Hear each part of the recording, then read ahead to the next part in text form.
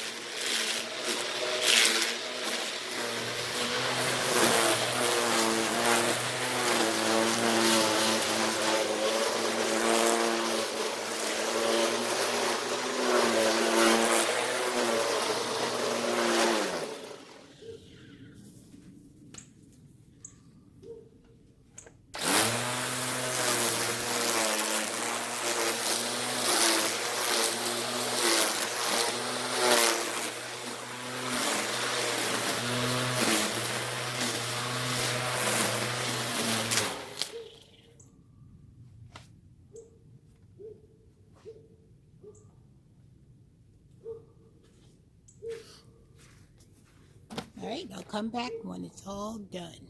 The project is completed. As you can see, all the grass and stuff has been removed from around my black bags and all the way to the corner.